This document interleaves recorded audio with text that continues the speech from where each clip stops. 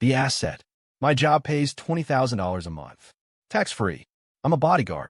My mission is to protect Claire Sterling, the wife of a titan of industry. Then I discovered my boss, Julian Vance, is one of those real-life video game protagonists. And his next mission objective is to kill me. Chapter 1. I think your husband wants me dead.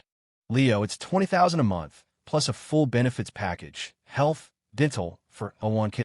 Your task is singular. Ensure my wife's absolute safety. Behind a massive obsidian desk, Julian Vance's voice had the kind of authority that didn't allow for questions.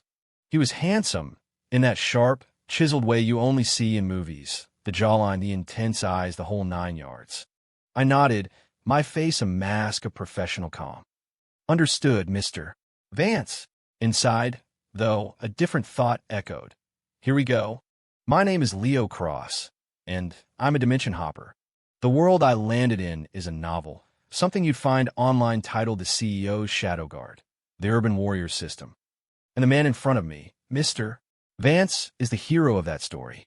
The unremarkable signet ring on his pinky finger is his cheat code, the Protagonist System. An hour ago, in the parking garage of his corporate tower, Julian was ambushed by assassins from a rival company. According to the original script, his system activated, and he dispatched them with an almost casual brutality. Now, fearing for his wife's safety, he's sparing no expense to hire the best bodyguard money can buy. That's me. I'm also the disposable side character who doesn't make it past Chapter 30. The guy who gives the hero some XP, a few contacts, and then gets stepped on like a bug on his way to greatness. So, naturally, I took the job. Julian stood and walked around the desk, clapping a hand on my shoulder. My wife's name is Claire. She doesn't like being followed. You need to learn to keep your distance. A faint, almost imperceptible electric tingle passed from his hand to my shoulder. Ding! Target detected. Leo Cross. Threat level assessment. High cannon fodder with fatal potential. New system mission issued. Eliminate this individual. Initial recommendation. Arrange an unfortunate accident. Make him disappear. A flicker of ice-cold, murderous intent flashed in Julian's eyes, but was gone in an instant, masked by a flawless performance of concern. He didn't know I could hear it. My own interdimensional travel package came with a cheap, knock-off bonus feature, a little bug that lets me listen in on other people's systems. I looked him in the eye and asked with practiced sincerity, Mr. Vance, are you sure you can trust me with this? Leaving Mrs. Sterling in my care, Julian's smile was all business. I believe in trusting my people. I got it. Let the cannon fodder do the work, then arrange for a workplace accident once the job is done. A true capitalist, very on-brand. After leaving Julian's office, I went to the third-floor private lounge. This was where I would meet my principal, Claire Sterling. She was also Julian Vance's only weakness. A typical high-society wife, sheltered from the world by her husband's power, with an air of someone who's never had to pump her own gas. She was sitting on a white sofa, reading a book. Sunlight streamed through the floor-to-ceiling windows, painting a scene of quiet elegance. Mrs. Sterling, good morning. I'm your new bodyguard, Leo Cross. I stopped at a respectful 5-foot distance and gave a slight nod. She looked up. She was beautiful, more so than the book described. A cool, distant beauty. I don't need a bodyguard, she said, her voice as chilled as her demeanor. It was Mr. Vance's arrangement. You can go home. I'll make sure you're still paid. She looked back down at her book, a clear dismissal. This, too, was part of the script. My next move was supposed to be a brilliant, persuasive speech about my professionalism. I decided to improvise. I met her gaze directly, my voice even and calm. Mrs. Sterling, before I came up, your husband stressed one thing in particular. She didn't respond. I continued. He said I must guarantee your absolute safety, because someone might want to harm you. The page in her book stopped turning. I took half a step forward. So, I was thinking, maybe you already know something about that. She finally closed the book, her eyes narrowing with a sharp, analytical light. What are you trying to say? Nothing specific. I offered a harmless, professional smile, just making a logical deduction. After all, a standard kidnapping is for ransom. The target is usually kept alive. I paused, letting the silence hang in the air before delivering the final line. Unless the person who hired them wanted a fatality all along. Her pupils contracted slightly. I saw the flicker of understanding and said nothing more. The implication was clear enough for a woman as smart as her. Julian's enemies wanted to hurt her. But what if someone else wanted her to have an accident? Or, perhaps, wanted me to have one? After a long moment, she spoke again. Your name is Leo Cross? Yes, ma'am. Can you cook? The abrupt change in topic was a test, a sign of tentative acceptance. I can make a few simple things, I replied. Like what? Scrambled eggs, omelets, and French toast. She paused. So, basically, just breakfast for dinner? It's cheap and high in protein, I said with a straight face. And versatile. She seemed momentarily stumped by my logic. Then a small, almost invisible smile touched her lips. It was like a crack appearing in a glacier. You're interesting, she said. Thank you. You can stay, but you'll follow my rules. Of course. First, don't get too close to me. Second, do not interfere in my personal life. Third, she thought for a moment. I'll let you know when I think of it. Understood. Just then, Julian came down the stairs. He'd changed into a casual polo and slacks. When he saw Claire and me in what appeared to be a pleasant conversation, his brow furrowed almost imperceptibly. Ding! Alert! Host's wife, Claire Sterling, has developed a preliminary positive impression of the target, Leo Cross. Warning! Warning! The destined marriage is exhibiting signs of instability. System mandate updated. Within 3 days, you must publicly humiliate Leo Cross in front of Claire Sterling and have him fired. Julian's expression darkened. He strode over, wrapping an arm around Claire's waist in a clear display of ownership. Claire, honey, how are you getting along with our new security? Claire subtly extricated herself from his grasp. It's fine, she said coolly. He'll be in charge of my security from now on. Wonderful. Julian's gaze shifted to me, his eyes burning with a silent warning. Mr. Cross, remember your place. I nodded, my professional and harmless mask firmly in place. Don't worry, Mr. Vance. My code of conduct is simple. Maintain absolute physical distance and a purely professional relationship with the boss's wife. I said it loud enough for both of them to hear, every word crisp and clear. A faint blush crept up Claire's neck. Julian's face went black. Chapter 2. The Subtext of Shared Meal. Night. The villa's sprawling, stainless steel kitchen. I was carrying out my first additional duty from Claire, making a late-night snack. I was mincing scallions, my knife worked steady and precise. What are you making? Claire's voice came from behind me. She had changed into a silk pajamas set, her long hair down, her feet bare against the cool marble floor. Ramen. More simple food. She sounded slightly disappointed. It's easy to digest at night, I said without turning. Good for you. I heard the soft patting of her feet as she walked up beside me. A light, clean fragrance, like expensive soap, drifted over. She watched the rhythmic tap of my knife. You're very skilled with that. I've had practice. Practicing what? Butchery. She was speechless again. The kind of butchery I was referring to, and the kind she was imagining, were clearly two different things. The ramen was ready in minutes. A rich broth, a few greens, a sprinkle of scallions, and a perfectly soft-boiled egg nestled on top. I slid the bowl across the island toward her. Here you go. She picked up the chopsticks and took a small, delicate bite. How is it? I asked. It's fine, she said, but her eating pace didn't slow. I leaned against the counter, watching her. The kitchen was quiet except for the faint sound of her eating. The silence was more powerful than any conversation. Halfway through, she paused and looked up at me. Aren't you having any? I'm not hungry. I can't finish all of this by myself, she said. It was an invitation, and another test. I grabbed a clean pair of chopsticks and sat down across from her. I'll help you out, then. Can't let it go to waste. Instead of taking some of the noodles from her bowl, I reached in and plucked out the perfect whole, soft-boiled egg. I ate in one bite. Claire froze. She probably hadn't expected me to be so direct, without even a hint of polite hesitation. Chewing, I spoke around the mouthful of egg. The egg is the soul of the ramen. The corner of her mouth twitched upwards, fighting a smile. Just then, a harsh voice shattered the peace. What the hell are you two doing? Julian stood in the doorway to the dining room, his face a thundercloud. He'd just gotten back from a business dinner, and the reek of whiskey rolled off him in waves. Ding! Host's wife detected sharing a late-night meal with the target.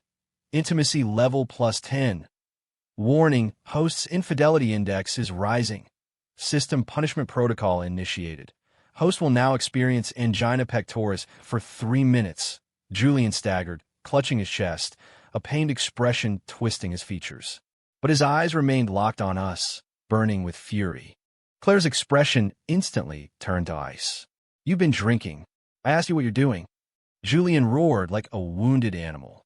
"Eating a snack," I said, wiping my mouth and standing up calmly. "Mrs. Sterling was hungry, so I made her some ramen. 1 bowl, for the 2 of you." Julian's venomous gaze darted between us and the single bowl on the counter. She couldn't finish it, so I helped out to avoid waste.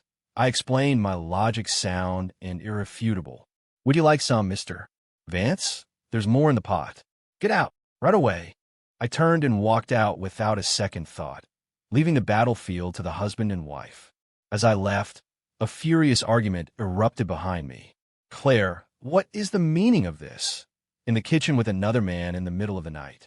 "Julian, would you stop being so ridiculous? He's my bodyguard." "Bodyguard? He looks more like your boy toy." "You're being completely irrational." I leaned against the wall around the corner, listening quietly. These lines were straight out of the novel.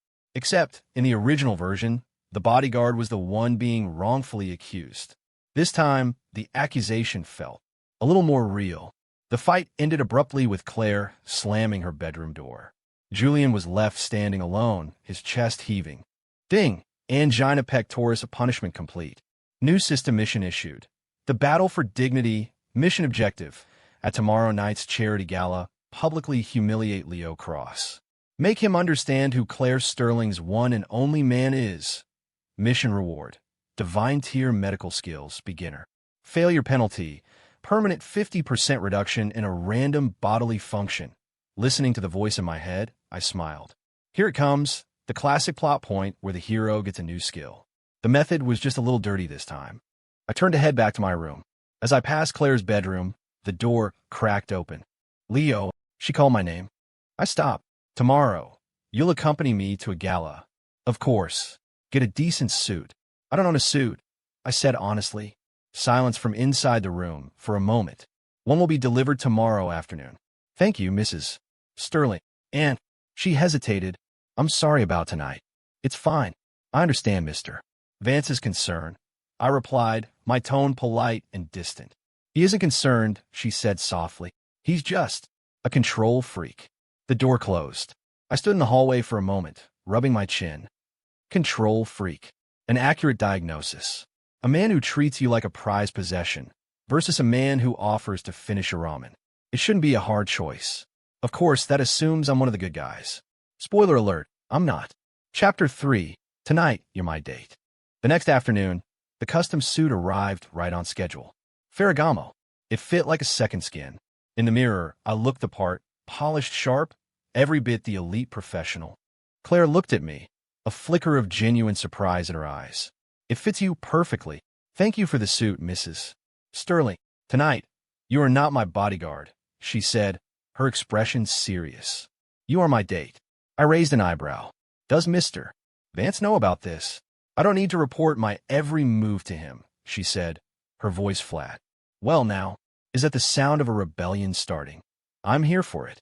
The charity gala was held in the grand ballroom of a 5-star hotel on Central Park South. Gilded ceilings, glittering chandeliers, a sea of New York's rich and powerful. When I walked in with Claire on my arm, we drew nearly every eye in the room.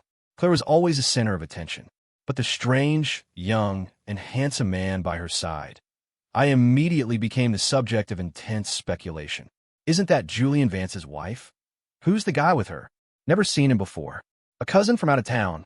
Cousins don't walk the red carpet arm in arm looking like that. I could feel dozens of stares on us like spotlights. The most intense one, however, came from the center of the room, from Julian Vance himself. He was schmoozing with a few titans of industry, a practiced smile on his face. The moment he saw us, that smile froze and cracked. Ding! Host's infidelity index has skyrocketed. Warning, warning, critical threshold of 20% has been reached. The battle for dignity, mission difficulty has increased. Host must now reassert his masculine pride in an overwhelming fashion tonight. Julian's fists clenched at his sides. Claire, however, acted as if she didn't see him at all, leading me straight to the lavish buffet. "Are you hungry?" she asked. "I'm all right. You should try this. The foie gras here is excellent." She used a pair of tongs to place a piece on my plate. The gesture was intimate. Across the room, Julian looked like he was about to spontaneously combust. But he couldn't approach us. As one of the evening's hosts, he had to maintain his composure. That single piece of goose liver was the final straw on the camel's back. "Mrs. Sterling, is this really a good idea?" I whispered, feigning concern. "Mr. Vance is—" "Don't worry about him," Claire interrupted. "Tonight you're with me. You listen to me." Her tone held a hint of assertive dominance that was a stark contrast to her usual cool exterior. I liked the contrast. Just then, a slick-haired trust fund kid holding a champagne flute swaggered over. It was Chad Becker, one of Julian's sycophants. In the novel, he was the tool designated to execute the humiliate the bodyguard plan. Well, if it isn't Claire. And who's this? Chad's eyes raked over me with unconcealed disdain. "A friend of mine, Leo Cross," Claire replied coldly. "A friend?" Chad chuckled knowingly. "Claire, Julian is over there waiting for you. Said he has something important to discuss." The classic move to isolate her. "I'm busy," Claire said, shutting him down. Chad's face tightened. He turned his attention to me, suddenly raising his voice. "This Mr. Cross, I don't recognize the face. Where do you work, buddy?" His loud question immediately drew the attention of everyone nearby. "Here we go. The show's about to start." Before I could speak, Claire stepped in front of me.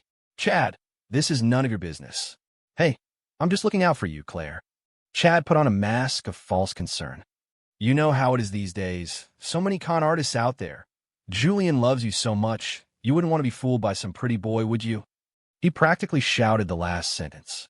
The entire ballroom fell silent. All eyes were on us. Julian stood a short distance away, a cold smirk playing on his lips. He was waiting for me to be humiliated, waiting for me to be laughed out of the room. Then he would swoop in like a savior, magnanimously forgive his foolish bodyguard, and lead Claire away, reasserting his absolute authority as the man of the house. It was a good script. Too bad I had no intention of following it. I gently moved Claire aside and stepped up to Chad. I was a good half a foot taller than him. I looked down at him, a pleasant smile on my face. "Mr. Becker, is it? What if it is? You're saying I'm a pretty boy? A gold digger, trying to fool Mrs. Sterling, aren't you?" My smile widened. "Yes," I said, nodding. "I am." Everyone froze. Chad, Claire, even Julian in the distance. No one expected me to just admit it. I looked at the dumbfounded Chad and continued. "And I didn't just fool Mrs. Sterling. I fooled Mr. Vance too. I told him I was a professional bodyguard. The truth is, 3 months ago, I was looking for work on Craigslist. I told him my personal hero was Mother Teresa. The truth is, all I can think about are—" I paused, turning my gaze to Claire, my expression shifting to one of deep, burning desire. Beautiful, elegant women like her. The room erupted in a wave of gasps and murmurs. Claire's face turned scarlet. Not from embarrassment, from shock, anger, and utter disbelief. Chad was completely stunned, pointing a finger at me, sputtering, "You." Across the room, Julian's smirk had vanished, replaced by a mask of stone. The script had gone off the rails. Spectacularly. I took in everyone's shocked expressions, thoroughly satisfied. Then I delivered the final, fatal blow.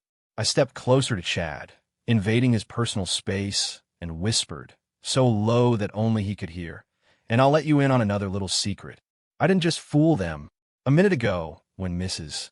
Sterling put that foie gras on my plate, her fingers brushed against mine, and I got hard." Chad's eyes bulged as if he'd seen a ghost. Chapter 4. I'm a madman. "Are you?" Chad Becker completely shut down. He stared at me, a cocktail of shock, disgust, and fear warring for control of his face.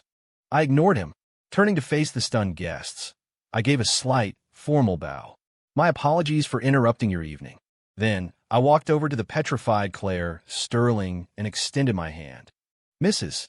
Sterling, the music is starting. May I have the honor of this first dance? My voice wasn't loud, but in the dead silent ballroom, it carried to every corner.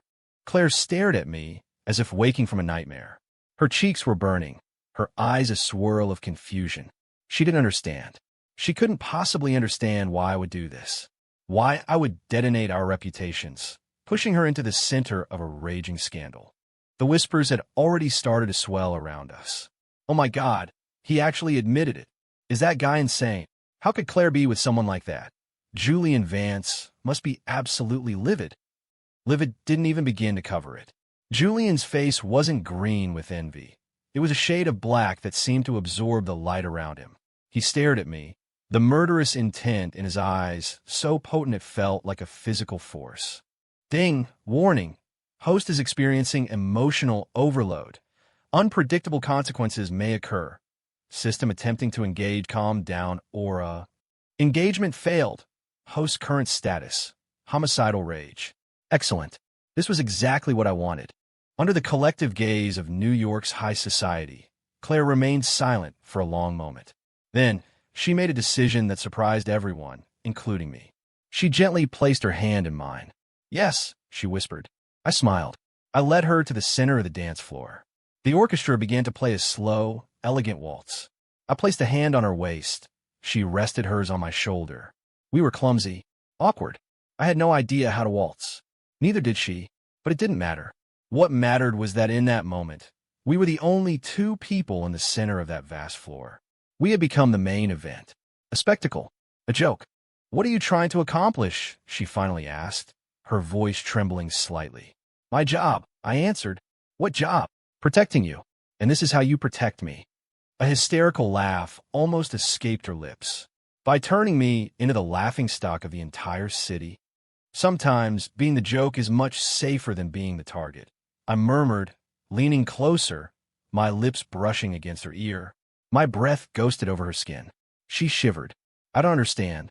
You will, I said, guiding her through a clumsy turn. Claire, do you trust me? She didn't answer. The music ended. I led her off the dance floor. As we walked, the crowd parted before us like the Red Sea. Everyone's eyes were filled with a complex mixture of pity, contempt, curiosity, and morbid fascination. We walked straight up to Julian Vance. He stood like a volcano on the verge of eruption, his glare fixed on us. Let go of her, he bit out, each word dripping with venom. I released Claire's hand. Julian, listen to me. I can't explain, Claire began. Crack. The sound of the slap echoed through the silent hall. Julian had hit Claire. Everyone was stunned. In the novel, Julian Vance was the perfect husband who would never lay a finger on his wife. But now, he had shattered his own character profile. Pushed to the brink by rage and the system's negative feedback loop, he had broken his own rules. Claire clutched her cheek, staring at him in disbelief. You hit me. Julian looked at his own hand, as if he couldn't believe what he'd just done either. Ding! Host has assaulted the destined marriage partner. System is experiencing critical bug-related backlash. Penalty. Host divine tier medical skills beginner. Mission has failed. Skill acquisition is now permanently frozen. New penalty. Host's emotional control ability has been revoked for 24 hours. Well, that escalated quickly. I inwardly celebrated, but my face showed only shock and outrage. I stepped forward, shielding Claire behind me, and faced Julian directly. Mr. Vance, a real man doesn't hit a woman. You shut your mouth. Julian jabbed a finger at my face, his voice cracking. This is all your fault, you bastard. I'm going to kill you. He had lost it. With his emotional control disabled by the system, he was nothing more than a beast driven by pure rage. Security! Where is security? Someone yelled. The hotel security team finally rushed over, trying to restrain Julian. But how could a few ordinary guards hold back a man empowered by a supernatural system? He threw them off like rag dolls and swung a fist straight at my face. The punch whistled through the air. I knew I couldn't dodge it. I didn't even try. I closed my eyes. The expected impact never came. Claire had thrown herself in front of me. Julian's fist stopped less than an inch from her face. You'd die for him. Julian's voice trembled. Julian. Claire looked at him, her eyes filled with a coldness and resolve I'd never seen before. I want a divorce. What did you say? I said, we're getting a divorce. Never, he roared. I will never agree to it. It's not up to you. Claire grabbed my hand and turned to leave. Come with me, she commanded. The entire ballroom was plunged into a dead silence, broken only by the sound of Julian's animalistic roar and the garbled, static-filled noises of his system crashing. Warning! At hashtag yin% and marriage link severed. Hashtag yin%. Destiny value minus 50%. Bug. Critical bug. System restarting. The show was just getting started. Chapter 5. My place. Tonight Claire dragged me all the way to the underground parking garage. Her hand was cold, her grip vice-like. Only when we were inside her Maserati did she let go, slumping against the driver's seat as if her bones had turned to liquid. The silence in the car was heavy, oppressive. She didn't speak. I didn't either. I could see her shoulders trembling as she covered her face with her hands. She was crying. I offered her a tissue from the center console. She ignored it, her voice raspy. You knew this would happen, didn't you? Not all of it, I answered. I just knew the volcano would erupt eventually. I didn't expect it to be tonight. You provoked him on purpose. It wasn't a question. Yes. What? Claire, which do you think is more dangerous? A lion sleeping in the shadows, or a raging lion that everyone can see is out of control? She fell silent. It was a simple, brutal truth. An enemy who is calm, calculating, and plotting your demise in secret is the most terrifying kind. An enemy who has been exposed, who has lost his mind in front of the entire world, is just a madman. I had dragged the threat from the darkness into the blinding spotlight. The price was our reputations, especially hers. So you destroyed me. To protect me? Her voice was thick with self-mockery. Yes. Leo, you're insane. Maybe, I said with a small smile. What about you? Why did you jump in front of me back there? She trailed off, unable to find the words. She probably didn't know the answer herself. In that split second, when Julian's fist flew, her body had moved on pure instinct. You don't have to answer, I said. I just want you to know that we're in the same boat now. She turned to look at me, her eyes glistening with tears. Where are we going? I don't know. I don't want to go home. Then we won't. She started the car and began to drive aimlessly through the glittering, indifferent city. The car stereo was playing an old Karen Carpenter song, Yesterday Once More. The tense atmosphere slowly began to soften. After what felt like an hour, she pulled into the underground garage of a luxury high-rise in Soho. This is another apartment I own. He doesn't know about it, she said. Looks like you were already prepared. You could say that. She gave a small, bitter laugh. A woman should always have an escape plan. We rode the elevator up in silence. In the confined space, the atmosphere became charged again. I could smell the faint, intoxicating scent on her, a mix of expensive perfume, wine, and a trace of sorrow. The apartment was a duplex penthouse, decorated in a minimalist, cool-tone style that matched her perfectly. It was beautiful, but it lacked the feeling of a home. You can stay here tonight, she said. The guest room is on the second floor. All right. She kicked off her heels and walked barefoot to the wet bar, pouring herself a glass of red wine. Want some? She asked, holding up the glass. I don't drink. Why not? It leads to bad decisions, I said, especially when you're alone with a beautiful, emotionally vulnerable woman who just fled her abusive husband. Alcohol was a catalyst for very bad or very good decisions. She looked at me and suddenly smiled. Leo, you really are an interesting person. Interesting is usually what people say when they can't think of any other compliments. No, you're genuinely interesting, she insisted, swirling the deep red liquid in her glass. You do the most insane things, but you have this aura of perfect calm and rationality. She walked over to me, bringing the glass to my lips. Have a sip, as in, apology for my behavior. The wine was the color of blood in the dim light. It looked like a poison I'd be happy to drink. I looked into her eyes. They held curiosity, pain, and something else I couldn't quite decipher. The air between us grew thick, heavy. I opened my mouth and took a sip. It was smooth, but with a fiery kick. She smiled, satisfied. Then, She leaned in and took a delicate sip from the exact spot on the rim my lips had just touched. It was an intensely intimate act, an indirect kiss. My Adam's apple bobbed. "You should get some rest," she said softly. "Tomorrow is going to be a long day." She turned and went upstairs. I stood alone in the vast living room, feeling the warm buzz of the alcohol. She was right. Julian wouldn't give up this easily. A cornered protagonist, stripped of his dignity and about to lose his system, was capable of anything. I needed to be ready. I pulled out my phone and dialed a number. "Yo, it's me." A sleepy voice answered from the other end. "Dude, do you have any idea what time it is?" "Cut the crap. I need you to run a name for me," I said. "Who?" "Julian Vance, CEO of Apex Corporation." "What for? Who did you piss off this time?" "No," I said with a thin smile. "I'm the one he's about to piss off." Chapter 6. A gift he can't refuse. The next morning, I was woken by a knock on my door. It was Claire. She was in a simple gray sweatsuit, her hair pulled back in a ponytail, her face free of makeup. She was still stunning. "For you." She handed me a large manila envelope. "What's this?" "Everything you need to know about Julian Vance," she said. "And some of Apex Corporation's little secrets." I took the envelope, looking at her with genuine surprise. "I told you, a woman should always have an escape plan." She cut me off, her tone even. "I've been collecting this for the past 2 years. I never intended to use it, but now seems like the right time." I opened the envelope. It was stuffed with documents and a few USB drives.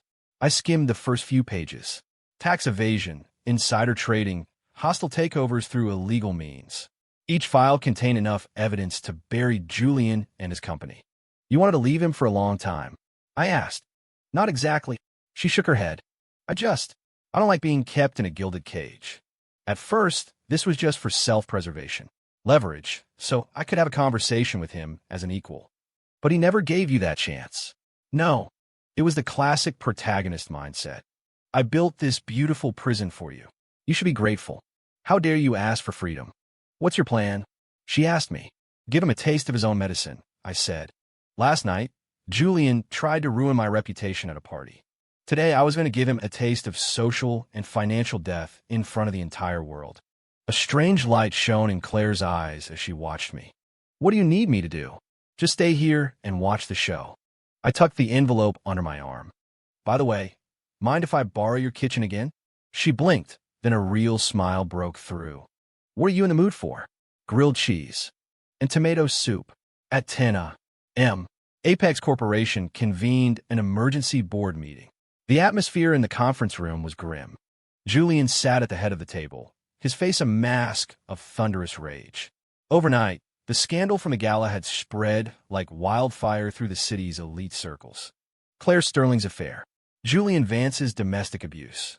Apex stock had plummeted 5% the moment the market opened.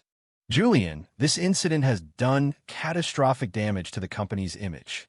You owe the shareholders an explanation." One of the older board members, a man with a comb-over, slammed his hand on the table. "An explanation? I don't owe any of you an explanation for my personal life." Julian roared. His emotional control was gone. He was a walking powder keg. "Personal life. Julian, Apex isn't your personal kingdom. Your personal life just vaporized over $1 billion in market value. Who's going to cover that loss?" "All of you shut up." Just as the argument reached its peak, the conference room doors opened. A woman in a sharp power suit and gold-rimmed glasses walked in, flanked by 2 lawyers. "Pardon the interruption, gentlemen," the woman said with a polite smile. "My name is Jessica Finch. I'm a managing partner at Sterling Public Relations." Everyone stared, stunned into silence. Our firm received an anonymous commission along with some very interesting materials. Jessica plugged a USB drive into the room's presentation system. The massive screen behind the board table lit up, displaying detailed records of Apex Corporation's tax evasion schemes for the past 3 years. The room fell deathly silent. The man with the comb-over's mouth hung open wide enough to catch flies. Julian's face went bone white. Where did you get this?" he snarled, glaring at Jessica. "As I said, an anonymous client." Jessica smiled coolly. "My client wished for me to deliver this gift to you, Mr. Vance, and to the members of the board on this fine morning. There's more. Jessica clicked the remote. A video began to play. It was a complete evidence chain, including hidden camera footage of Apex using illegal tactics to drive the founder of a smaller tech company to suicide during a hostile takeover. Julian's arrogant, sneering face was perfectly clear in the video. The conference room exploded. "Vance, are you insane? This is a federal crime. We could go to prison. You've ruined us all." Julian stared blankly at the screen, a cold dread seeping in his bones. He knew it was over. Ding! Host's career trajectory has suffered a catastrophic blow. Destiny value minus 30%. System energy levels critically low.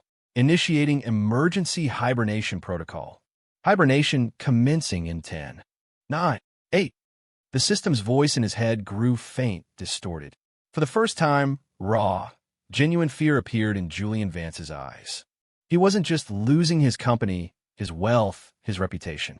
He was losing his greatest weapon. At that same moment, in the Soho penthouse, Claire and I were sitting at her dining table. On the table were 2 bowls of creamy tomato soup and a plate of perfectly grilled cheese sandwiches. The news was on the large TV on the wall, showing live footage of the chaotic emergency press conference at Apex Tower. Watching the broken, hollowed-out version of Julian Vance on the screen, Claire was silent for a long time. "Do you regret it?" I asked. "No," she shook her head. "It just feels unreal." The man who had once seemed so invincible, so radiant and powerful in her world, had fallen so easily. "You should eat," I said. "It'll get cold." She picked up her spoon and silently began to eat. As she ate, tears began to fall one by one into her soup. They weren't tears of sadness. They were tears of release. I didn't try to comfort her. I just sat with her in the quiet. I knew that starting today, the gilded cage was broken and the canary inside was finally free. A new woman was taking her place, independent, strong, and ready to fly. And I was starting to realize I was falling for her. Chapter 7. Professional Clarity. The next few days were quiet. Julian Vance was buried in legal and financial troubles, too busy to bother us. The IRS and the SEC had launched a joint investigation into Apex Corporation. His once mighty empire was crumbling. Claire and I settled into a strange kind of domesticity. It was less like living together and more like being roommates. I had the guest room. She had the master suite. My days consisted of grocery shopping, cooking, and being on 24/7 standby. She, on the other hand, began the formal divorce proceedings. She also started taking a more active role in her own family's business empire, which had taken a hit from a scandal. She became busy, swapping her casual clothes for power suits and heels, leaving early and coming home late. The cool, distant woman was being replaced by a sharp, capable executive. One evening, she came home late from a business dinner, clearly having had too much to drink. I helped her into the apartment, her body leaning heavily against mine. "Leo," she murmured, her eyes hazy, her cheeks flushed. "Yeah. Why? Why are you so good to me?" "I'm your bodyguard," I said, guiding her toward the sofa. "Protecting you is my job. And the cooking. And talking to me. Is that part of the job description too? Value-added services." She giggled, a sly, fox-like smile spreading across her face. She reached up, hooking her arms around my neck, and pressed her body against mine. She was warm, soft, and smelled intoxicatingly of wine and her own unique scent. I could feel the gentle curves of her body, the warmth of her breath against my neck. My throat went dry. "Leo," she whispered my name into my ear, her voice pure temptation. "Claire." I placed my hands on her shoulders, gently creating a small space between us. "You're drunk." My own voice was rough around the edges. "I'm not drunk," she insisted, her gaze unwavering. "I'm perfectly clear. I know exactly what I'm doing." She leaned in again. This time, her target was my lips. I didn't move. Just as her lips were about to touch, I turned my head slightly. Her kiss landed on my cheek. Her body went rigid. So did mine. The air crackled and froze around us. After what felt like a lifetime, she pulled back as if she'd been electrocuted, collapsing onto the sofa. She kept her head down, her hair falling like a curtain, hiding her expression. The awkwardness was suffocating. I touched my cheek where she'd kissed me. I could still feel the soft, burning imprint of her lips. Sorry, I said, breaking the silence. I'm the one who should be sorry, she interrupted, her voice small. I crossed the line. You didn't. Claire. I looked at her, my voice serious. Until I've completely dealt with the threat from Julian, I can't get involved with you in any way that goes beyond our professional relationship. She looked up sharply, her eyes wide with shock. It's a matter of professional clarity. I said it with a straight face, but the pun on her name hung in the air between us. Claire stared at me for a second, her brain processing the word. Then a furious blush spread from her cheeks all the way down her neck. She understood the terrible, cheesy joke. She grabbed a throw pillow and hurled it at my face. You're a pig. But there was no real anger in her voice. It sounded more like a playful complaint. I caught the pillow and smiled. Get some rest, Ms. Sterling. I turned and went upstairs, leaving her on the sofa, hugging her knees, her face still burning. Back in my room, I leaned against the door and let out a long, slow breath. That was close. I had almost lost control. I had to admit it. Claire Sterling had a fatal hold on me. But I couldn't act on it. Not yet. Julian was a wounded, rabid dog. Until he was completely out of the picture, any lapse in my focus could get us both killed. My job wasn't just to protect her body. It was to protect her future. That was a true professional's responsibility. Chapter 8. The Final Madness. Julian Vance was more resilient than I'd anticipated. Or maybe, the dregs of the system's power were more potent than I'd thought. Even cornered and disgraced, he hadn't completely collapsed. He liquidated his personal assets, mortgaged everything he had left, and even dipped into some very shady offshore accounts to stabilize Apex Corporation's free-falling stock. But it was a hollow victory. The company was now an empty shell, and he had devolved from a chosen one into a red-eyed, debt-ridden gambler. He started trying to contact me. Calls, texts. All of them were a toxic cocktail of threats, curses, and hysterical accusations. Leo, you piece of scum. I'm going to bury you. Give me back Claire. She's not for trash like you. I know where you're hiding. Watch your back. I forwarded every message to the police as evidence of harassment and threats. Meanwhile, the divorce was hitting a wall. Julian refused to sign the papers. He was stalling, delaying, using every dirty legal trick in the book to keep her tied to him. Then, I got a call from an unexpected source. It was Chad Becker, the trust fund sycophant I'd terrified at the Gala. Leo. His voice was shaking. What is it? Julian. I think he's gone completely insane, Chad stammered. He came to me last night, asked to borrow $100 million. I was too scared to say no. And this morning, he's gone. Vanished. And so has a shipment of military-grade explosives he bought on the black market. A cold dread washed over me. Explosives? Why, yes. He said he was going to throw a big party. Make all the people who betrayed him pay the price. I knew immediately that we were in serious trouble. Julian was planning to go out in a blaze of glory and take everyone down with him. Where would he go? I don't know, Leo. The guy's a lunatic. He's not listening to anyone. I hung up and stormed into Claire's home office. She was in the middle of a video conference. Meeting's over. I shut her laptop. Pack a bag. We have to go. Now. Claire was stunned. What's wrong? Julian's lost his mind. He has explosives, and he's probably coming for us. The color drained from Claire's face. It wasn't fear. It was a profound shock that the man she once married, a man once so proud, could fall so far. We have to call the police. No time, I said. We need to be gone before he finds us. We threw essentials into 2 suitcases with frantic speed. Just as we were about to head for the door, my phone rang. A blocked number. I answered it. Julian's hoarse, unhinged laughter crackled through the speaker. Leo, thinking of running. Too late. I'm already on my way. You gave me such a wonderful gift. I thought I should prepare one for you in return.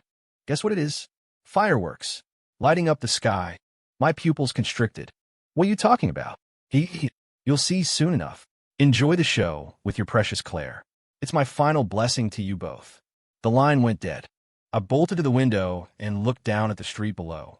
At the entrance to the complex, a black cargo van was speeding maniacally toward our building. Behind the wheel, I could see Julian's twisted, contorted face. His eyes were bloodshot, consumed by madness. "Get down!" I lunged across the room, tackling Claire and shielding her with my body. Boom!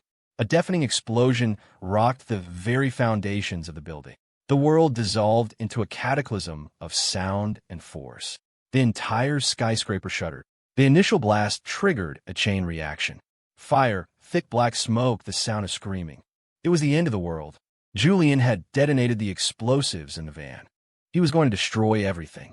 Smoke and dust filled my lungs, choking me.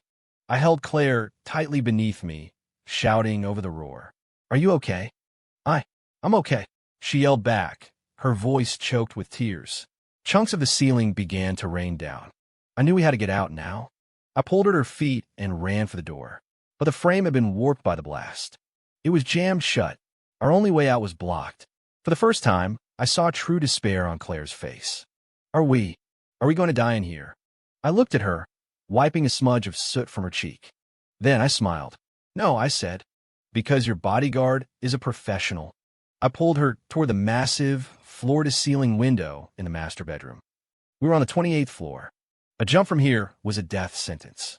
What were you doing?" she asked, her voice trembling with terror. I didn't answer. Instead, I pointed to the rooftop of the adjacent skyscraper. "See that swimming pool?" There was a gap of at least 100 feet between the two buildings. "You're crazy. That's impossible." "Trust me." With those words, I picked up a heavy chair and shattered the reinforced glass. A howling wind ripped through the room. I tore off my suit jacket, ripping it into strips and using them to tie her wrists securely to mine. "Hold on to me," I commanded. "Tight." She wrapped her arms around my neck like a terrified child, her body shaking uncontrollably. I took a deep breath, staring at our target across the chasm. Then, with the inferno raging behind us, I held her close and leaped into the abyss. Chapter 9. Sorry, I'm a deep cover agent. The wind screamed in my ears. The stomach-lurching feeling of free fall made my soul feel like it was trying to escape my body. Claire was screaming, her eyes squeezed shut. 100-foot gap. An impossible leap for any human. But who said I was human? Just as gravity took full hold, as our trajectory was about to arc us down into a messy splatter on the pavement below, I gave a silent command. Activate anti-logic protocol. A new skill engaged, Newton's nightmare. For a few brief seconds, the laws of physics in our immediate vicinity would become suggestions. An invisible force cushioned our fall, transforming our downward momentum into a powerful horizontal thrust. It was like swinging on a cosmic swing set and letting go at the very peak. Splash! We landed with pinpoint accuracy in the rooftop infinity pool of the opposite building. A massive plume of water erupted around us. The cold shock of the water was a baptism. We were safe. I dragged a dazed and sputtering Claire out of the water. She lay on the deck, gasping for air, staring back at our burning apartment with a look of utter, disbelieving shock. How did you? I told you. I'm a professional, I said, wiping the water from my face and offering her a grin. In the distance, the sirens grew louder. The first responders were arriving. I watched the smoke and flames consume our former safe house without a shred of emotion. Julian Vance, the protagonist, had ended his story in the most tragic way possible. And me, the cannon fodder, had survived. The police quickly secured the scene. As the only two survivors from the epicenter of the blast, Claire and I were taken in for questioning. We obviously couldn't tell them the truth. We were trapped, and we saw a window-washing crane outside. I explained. We climbed onto it and swung over. It was a flimsy excuse full of holes. But in the chaos, no one was going to question the story of two traumatized survivors too closely. By the time we finished our statements, it was early the next morning. We were met outside the precinct by an unexpected figure. Claire's father, Robert Sterling, a man in his late 50s, but with an aura of power that hadn't faded with age. In the original novel, he was the hidden final boss. He took in Claire's disheveled state. Then his gaze shifted to me. He said nothing, simply motioned for us to get in his car. The ride was tense and silent. Claire kept her head down like a guilty child. Dad, we'll talk at home. Robert Sterling cut her off. Back at the Sterling family mansion, he led us into his mahogany-paneled study. "You," he pointed at me. "Wait outside." I nodded and turned to leave. "Dad, it's not his fault. It was all me. Let him stay." Robert Sterling suddenly changed his mind. His gaze, sharp as a hawk's, locked onto me. "I have a few questions for this Mr. Cross." Claire looked at me with worry. I gave her a reassuring glance. The final boss battle was here. Robert Sterling sat in a large leather armchair, steepling his fingers as he scrutinized me. "Who are you?" he asked, getting straight to the point. "Leo Cross. A bodyguard. Is that so?" He scoffed. "Can an ordinary bodyguard leap from the 28th floor to the roof of an adjacent building? I'm lucky. Can an ordinary bodyguard predict a madman's suicide attack? Good instincts. And can an ordinary bodyguard charm my daughter so completely that she's willing to divorce her husband and throw herself in front of a punch for him?" I remained silent. Claire nervously gripped the sleeve of my shirt. Robert Sterling stared into my eyes, his voice low and dangerous. "You're no bodyguard. What is your real motive for getting close to my daughter?" The study was deathly quiet. I looked at him, knowing the charade was over. I let out a long sigh. "All right, you got me." I reached into my pocket and pulled out a wallet, flipping it open to reveal an official-looking ID card. "Allow me to reintroduce myself. My name is Leo Cross. I'm a field agent with the Department of Domestic Security, Division 9. My mission was to investigate the potential national security threat posed by the subject Julian Vance, a recipient of an anomalous empowerment event we call the Protagonist System. Getting close to your daughter was a necessary part of that mission." I turned to the utterly dumbfounded Claire, my face a mask of regret. "I'm sorry, Claire. I'm a deep cover agent." Chapter 10. Her bodyguard. My man Claire was speechless. Robert Sterling was stunned. This plot twist was clearly far beyond anything they could have imagined. A secret government agency? A special division? What was happening? My bona fide bullshit skill was now fully engaged, making everything I said sound deeply plausible and deadly serious. I looked at Robert Sterling, my expression grave. "Mr. Sterling, the existence of these systems is beyond the scope of conventional science. We have reason to believe they are connected to extragovernmental, perhaps even non-terrestrial, entities. They represent a clear and present danger to national security. Julian Vance's rampage is proof. An ordinary man, given this power, can cause immense destruction. If more of these protagonists appear, the consequences could be catastrophic. Our division's purpose is to monitor, control, or, if necessary, neutralize these individuals before they can cause irreparable harm." My speech was a carefully crafted mix of truth and fiction, paired with my somber, for my country expression and the flawlessly forged ID. My credibility was off the charts. Robert Sterling was a man who had seen almost everything. He took a long time to process this flood of information. "Is your mission complete?" he finally asked. "Yes. The subject has been neutralized. His system was recovered from the blast site by our cleanup team." I lied, not missing a beat. "And what about my daughter?" Robert's gaze fell on Claire. This was the critical question. Now that the mission was over, was the deep cover agent supposed to disappear into the shadows? I looked at Claire. She was looking back at me, her eyes a storm of conflicting emotions. There was anger at the deception, relief at the truth, but most of all, there was a palpable fear of loss. Before I could answer, Claire spoke. She stepped to my side, linked her arm through mine, and lifted her chin to face her father. "Dad, his mission might be over, but his other job isn't." Robert Sterling raised an eyebrow. "What job is that?" "My bodyguard," Claire said, each word clear and firm. "For life." Her father's eyes darted between the two of us. "You're sure about this?" "I'm sure. You don't mind that his initial reason for getting close to you is a lie?" "I don't mind." Claire turned to me, a radiant smile breaking across her face, a smile I had never seen before. "Because his mission was for the country. But his heart is mine." Damn, she not only bought my lie, she reinforced it. Perfectly. Robert Sterling stared at us for a long, heavy moment. Finally, he let out a deep sigh. "You're all grown up." He waved a dismissive hand. "Fine. Your lives are your own to figure out. Just don't forget to bring me a grandchild in a year or two." Claire's face instantly turned a shade of crimson. Leaving the Sterling mansion, We sat in Claire's car, neither of us speaking. She drove for several blocks before pulling over to the curb, shutting off the engine, and turning to glare at me. Division 9. Yep. Agent Cross. Present. Mission's over. Aren't you due back at HQ? Reporting, ma'am. I'd like to formally request a permanent assignment. Protecting this asset, I replied with military seriousness. She burst out laughing.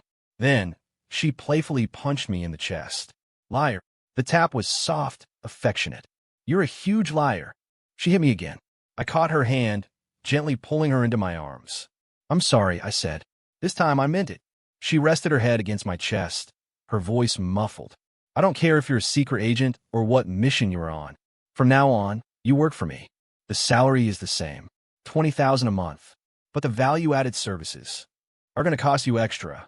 I tilted her chin up to look at her. What's the price? A lifetime. I smiled. I leaned down and kissed her. This time, she didn't hesitate. Neither did I. The sun streamed through the car window, warm and bright. Just as the kiss deepened, my stomach let out a loud, traitorous growl. The sound was deafening in the quiet car. Claire pulled back, a giggle bubbling up. She wiped a smudge of her lipstick from my mouth with her thumb. So, Agent Cross, what would you like to eat? I thought for a moment, then answered with the utmost seriousness. Grilled cheese and tomato soup.